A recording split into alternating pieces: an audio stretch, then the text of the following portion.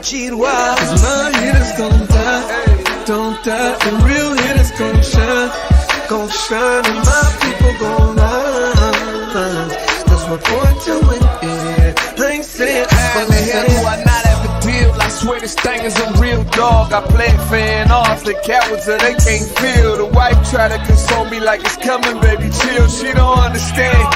I'm the only one that's real. I remember the 3rd grade. Them kids, they had waves. I had them BDBs. You know that's Zimbabwe grade. So they do shades and your boy hit the stage. Press play and all the chicks was like, yeah. While boys was moving bricks, I was moving chips.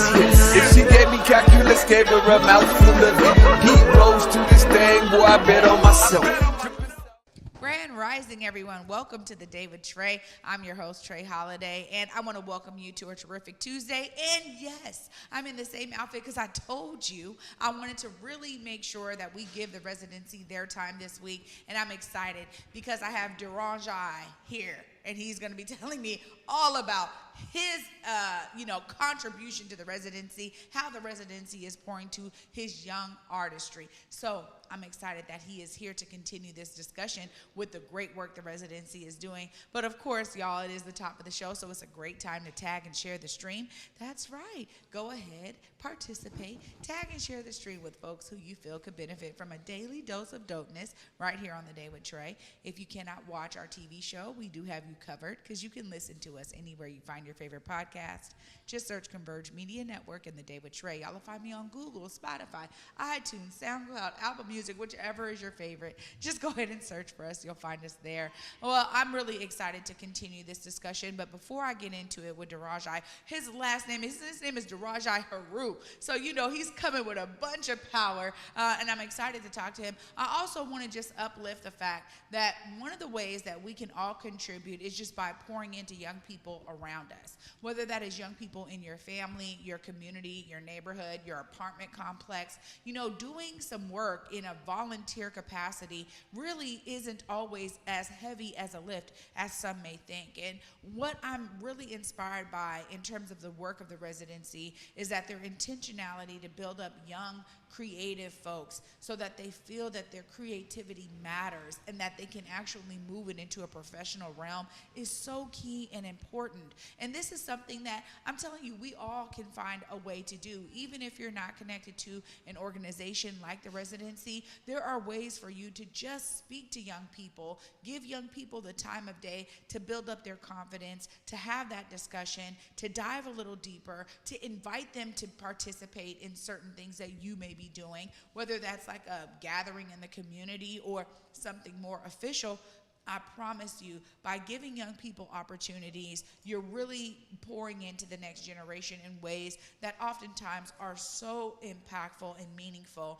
And those young folks come back when they're adults and they have their own children, and they'll come back to me and say, man, you really changed my life, or you really made my day, or when you gave me that confidence to get up there and speak on that stage, I knew I could do it. And it was started with this one opportunity that maybe you would give a young person. So be encouraged to be out there in your community and to be engaged as the residency is. But of course, I'm excited because after this break, y'all, I get to talk to Durojaiye Heru.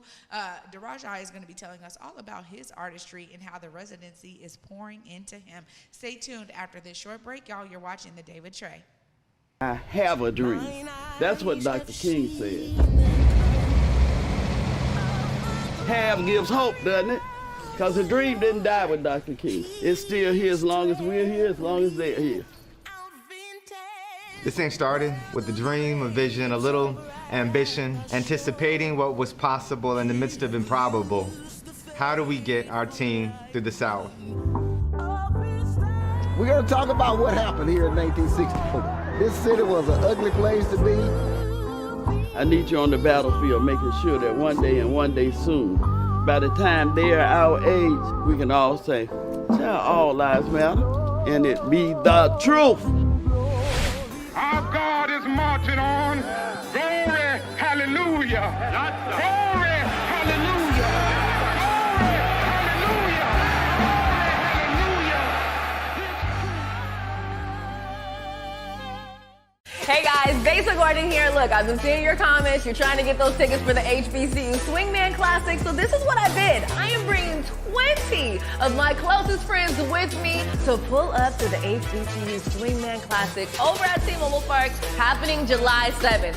Real simple to enter. You just want to head on over to whereweconverse.com/swingman. And yes, I did say I am bringing 20 people with me. Make sure you're one of them by entering right now.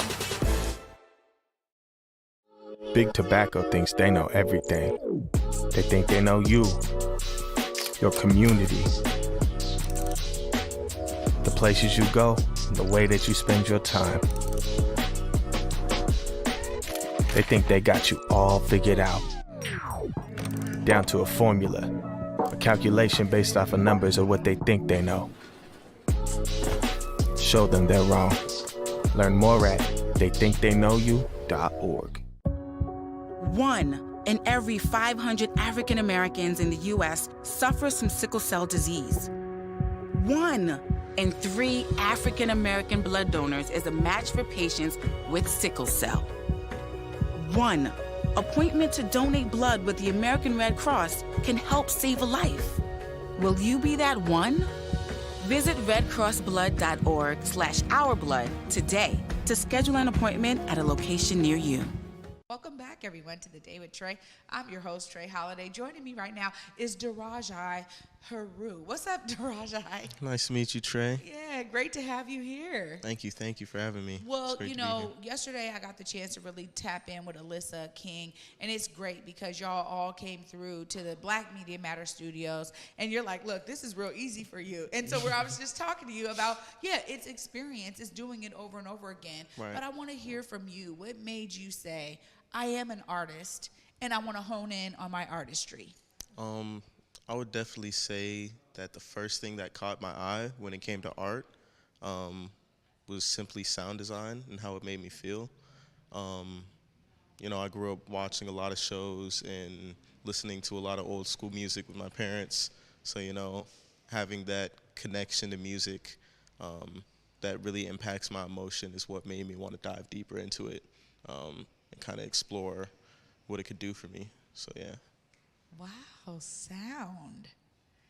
You know, it's just cool to hear about because it's like, normally it's like, oh, it's because I love the guitar or, oh, because I love to write. Yeah. You're like, it's all about sound for me. Tell me more in particular about some of the things that you were able to pick up on in some of the old school music you were listening to with your parents. I would say a lot of the lessons that the music had, you know, even though, you know, maybe I was young, I didn't understand everything, you know, it was really about innately how it made me feel and what that would teach me about myself. So, you know, funk music like Parliament, Erykah Badu, Sade, you know, Jasmine Sullivan, the whole nine, it got me more in tapped with my feelings. And so, yeah, it kind of taught me how to keep a level head.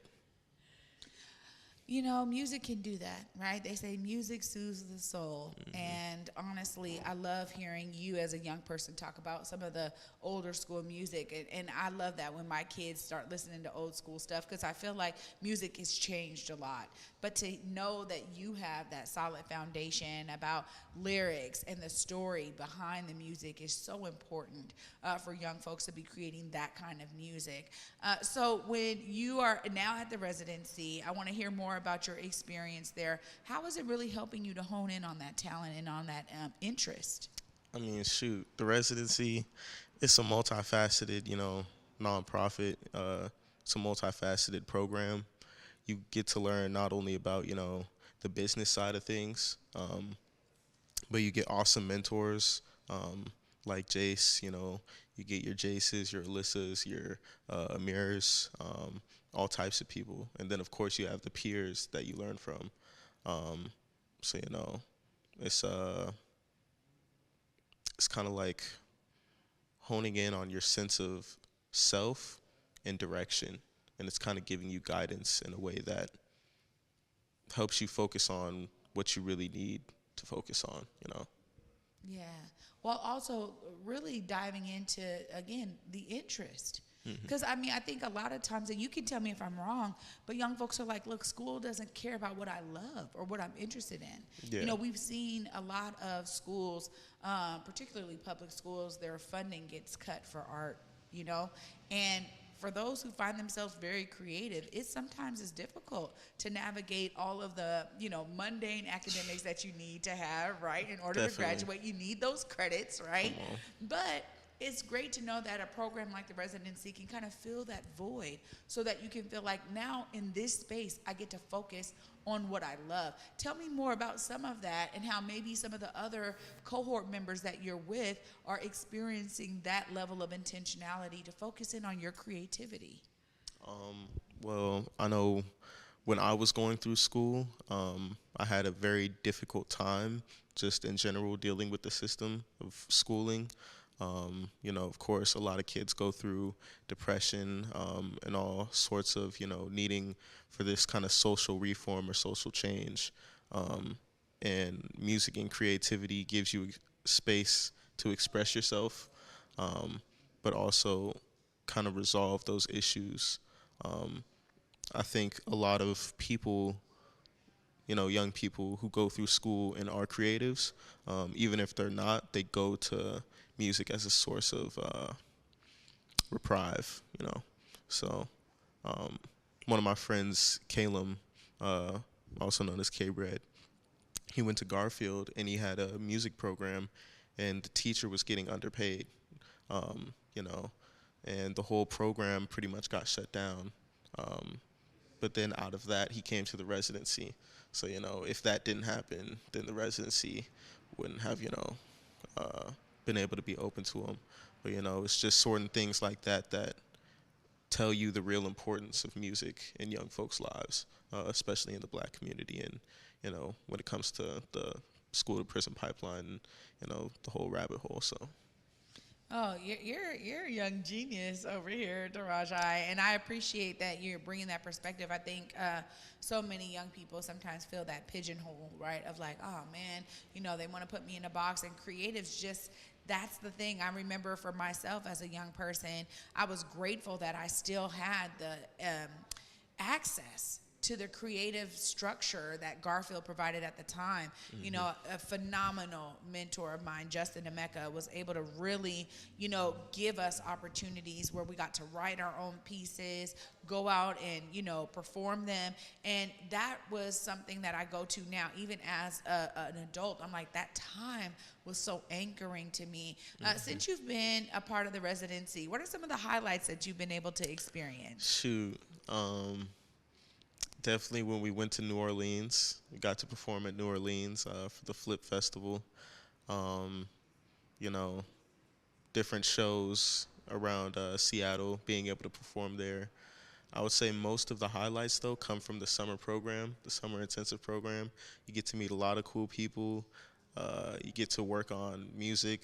It's pretty much a dream come true. It's almost like too good to be true. But, you know, it's that and it being free and accessible to youth is pretty much perfect. And I would say it's like one of the most highlighting parts of the residency, in my opinion. That summer intensive, it gets real when school is out and you have the opportunity to really focus in on a day in, day out basis. Plus, y'all are around some phenomenal mentors. I mean, you mentioned, you know, Jace and Amir, even Alyssa.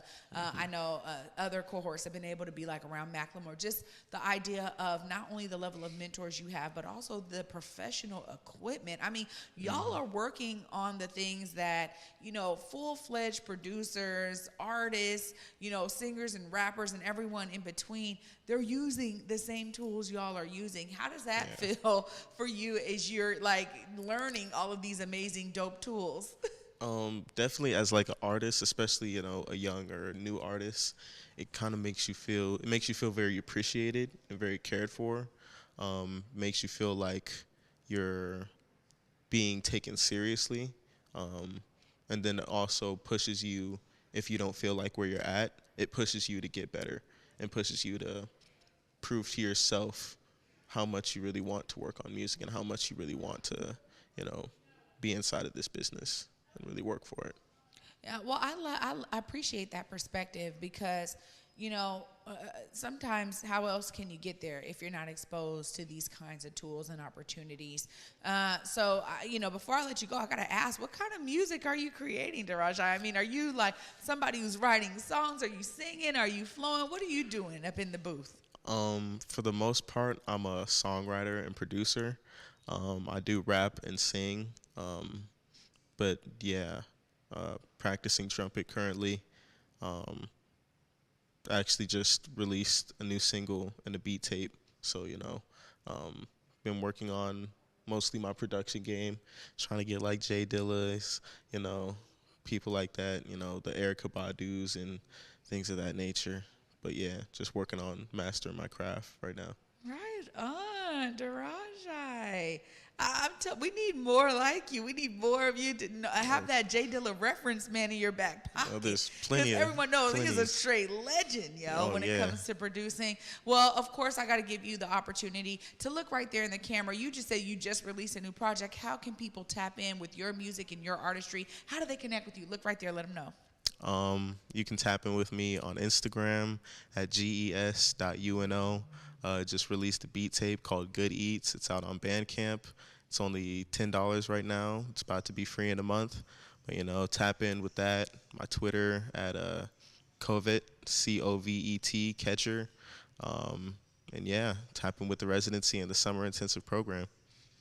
Thank you so much for being here. Thank you. And thank you for, connecting with the residency and not hoarding your talent to yourself, but bringing it out so we can all experience you. Thank you so much for being with me today. Thank you, Ms. Trae. Absolutely. Wow. I'm telling you, this is some of the amazing fruit of the labor of the residency. Y'all heard it right there from Durojaiye. Of course, I'm going to wrap it all up right after this short break. Stay tuned. You're watching The Day with Trae. Hi, I'm Besa Gordon from Converge Media, Hits 106.1, and Back to Besa on Fox 13. And I'm Buki Gates from Baseball Beyond Borders. And we are here at T-Mobile Park, where on July 7th, they will host the very first ever HBCU Swingman Classic. That's right, Besa. Ken Griffey Jr., the kid, has rounded up 50 of the very best ball players from HBCUs from all across the country, from schools like Jackson State, Grambling, Southern, FAMU, North Carolina A&T, Alabama State, and many more. It's literally the All-Star game before the All-Star game, right? Exactly. And the fact that the very first HBCU Swingman Classic is happening right here in the Emerald City is a big deal. A big deal indeed. And it sounds like a whole lot of Black college homecoming vibes. You already know what it is. Don't miss out on this historic opportunity to see the very best of the best Black college baseball players right here at T-Mobile Park on July 7th. Tickets are on sale now at allstargame.com. That is allstargame.com. See you there.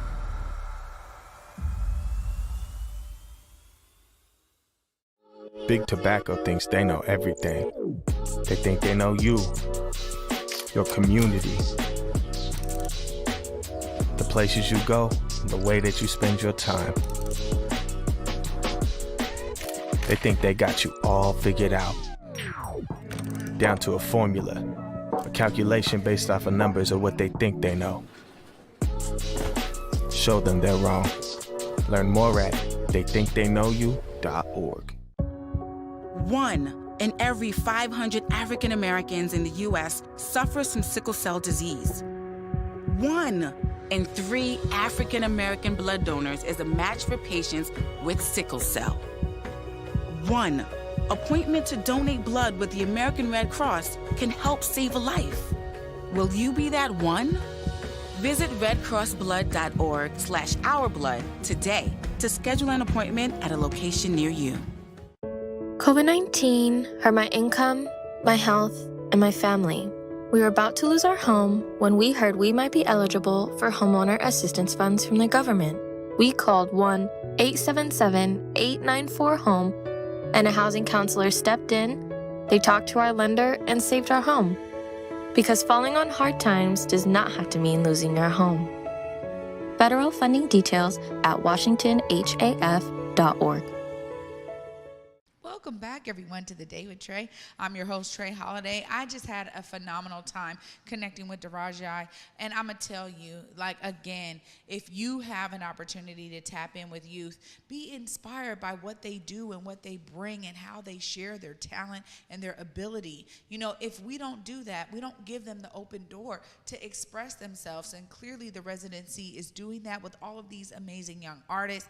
I want to give a huge shout out to the Residency for partnering with me this week on this amazing Residency Takeover. Tomorrow, I'm telling y'all, I'm excited because I'm going to talk to the one and the only Jace. He'll be in the building, but also we got another band who's in the building, and I'm going to be tapping in with them too. So it's music all over this week on the Day with Trae. Just want to give a huge shout out to Durojaiye for sharing his talent with me right here about how excited he is to be a part of the Residency and take advantage of all the opportunities they're giving him. He is a strong reminder of what it means when youth have the exposure and the access to the tools they need to thrive. He's excited. Make sure you check him out on Bandcamp. Get his newly dropped release.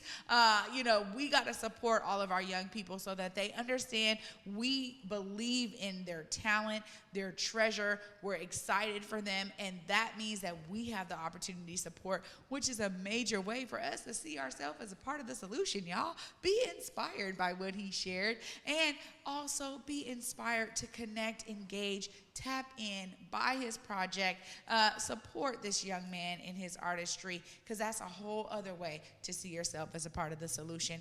And for me, y'all, until tomorrow at 11 a.m., peace.